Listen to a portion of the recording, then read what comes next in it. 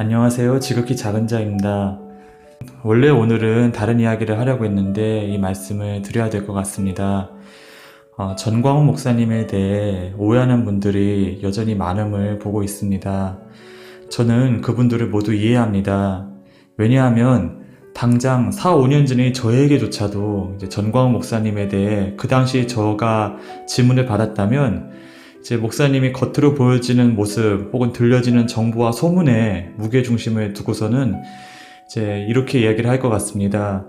섣부른 말로 하나님 영광 가리는 목사, 내지는 정치 목사님, 거진 이렇게 좀 비판적인 주제를 잡고서는 나름 역사적인 예시와 성경적 근거를 들고는 저만의 논리 안에서 그것들을 잘 조작해서 또 아주 길고 대목대목 세심하게 이야기를 전했지 않았을까 생각이 됩니다.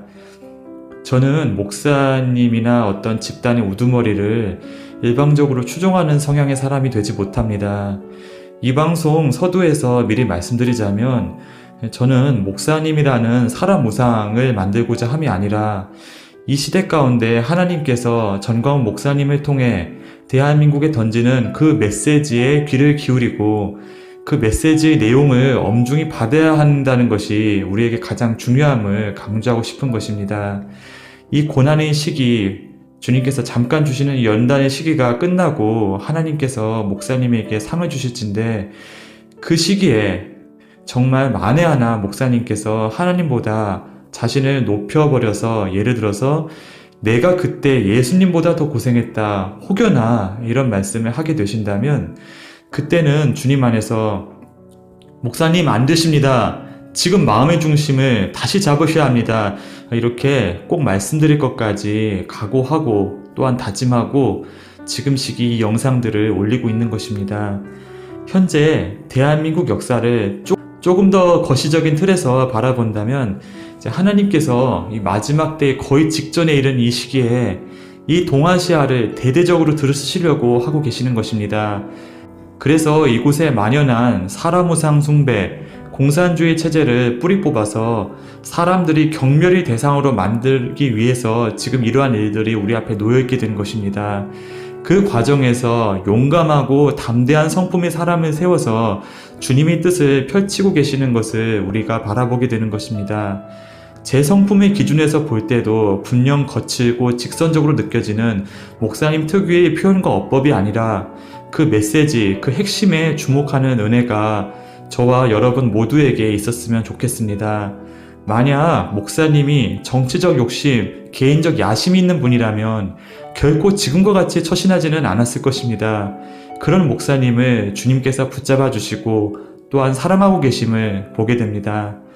하나님 주신 마음 감동들이 있다면 가장 먼저 다른 사람들이 오해하지 않도록 일단은 입조심을 해야 되고 또 나와 내 가정 영역, 제한적 영역으로만 그것을 조심스럽게 투영하고 적용해야 한다. 그리고 그 외에 다른 영역, 예를 들어서 많은 사람들이 이해관계가 걸려있는 사회보다 큰 영역들, 특별히 정치 영역은 크리스찬으로서 성경 말씀을 늘 묵상하면서 공의에 입각해 균형을 잡고 가급적 중립을 지켜야 한다. 저는 과거 이런 정도의 생각을 갖고 있었던 것입니다. 거의 눈으로 드러나는 부정부패와 비리에만 관심을 기울였고 그것을 이제 성경적 관점에서 산란히 비판하면 그게 하나님 보시기에 좋은 일인 줄로만 알았던 것입니다. 저희 과거의 생각이었습니다. 그렇지만 이제 기도 가운데 하나님께서 주신 감동, 그 마음 그대로 정사와 시사 그리고 열방을 바라보고 투영해내야 한다는 깨달음을 얻게 된 것은 불과 2에서 3년 전, 대략 2017년경 이후부터였습니다.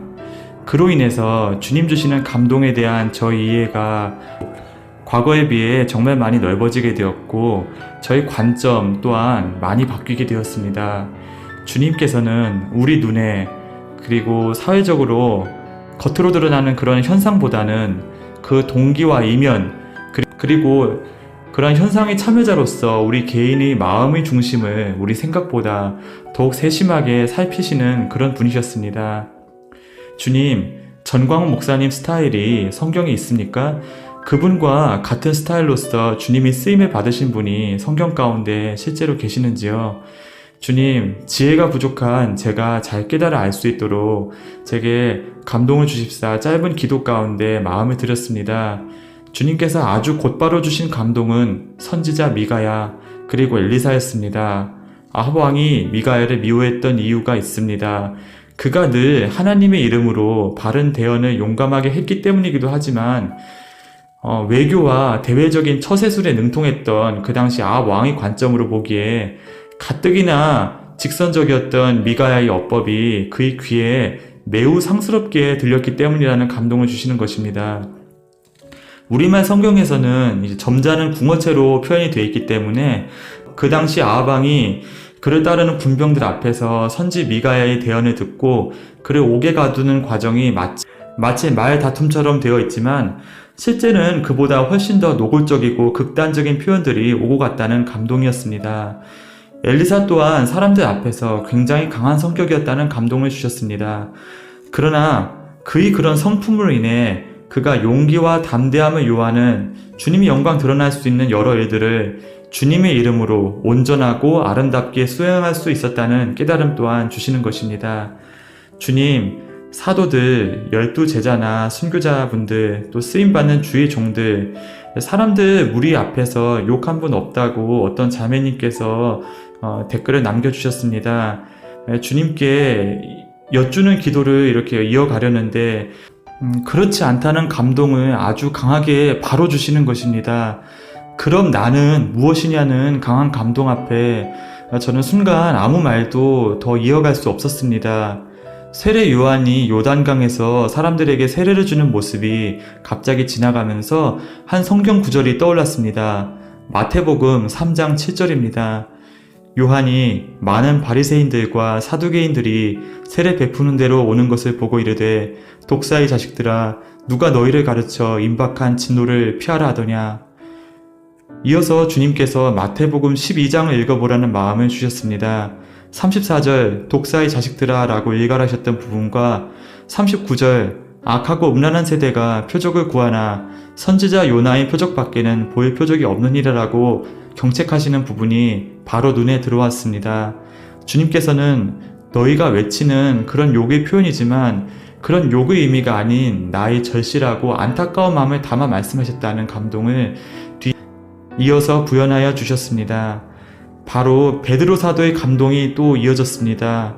예수님이 수제자 베드로는 예수님을 잡으러 온 대제사장의 종 말고의 귀를 칼로 베어버립니다. 성경에는 기록되어 있지 않지만 그가 그 자리에 모인 무리들 가운데 말고를 칼로 해하면서 외친 말이 바로 순간적인 갈릴리 방언의 욕이었다는 감동도 주셨습니다. 사도행전 15장 39절 바울과 바나바의 격렬한 다툼의 감동도 이어졌습니다. 제가 더는 감당할 수 없어서 주님 잘 알겠습니다. 감사합니다. 잘 이해했습니다. 주님께서는 사람의 겉표현보다 사람의 동기, 마음의 중심을 중시하신다는 것, 그 마음의 중심이 주님의 뜻과 합해진 영역이 있으면 그를 통해 사람을 주님께서 들어 쓰신다는 점 잘 알겠습니다. 제 표현이 많이 부족한 까닭으로 저희 예전 모습과 거의 같은 생각을 갖고 계신 많은 형제 자매님들의 마음을 아프게 하고 있음에 대해 불쌍히 여겨주십시오.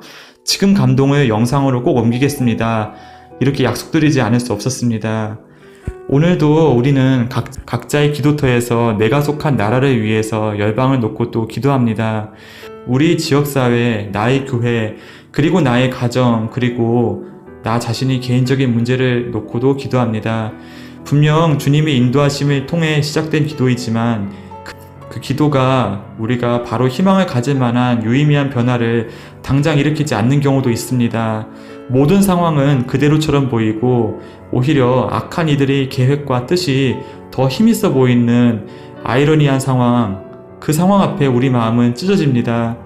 주님께서 우리를 버리셨는가? 어찌하여 우리 기도를 외면하고 계신가?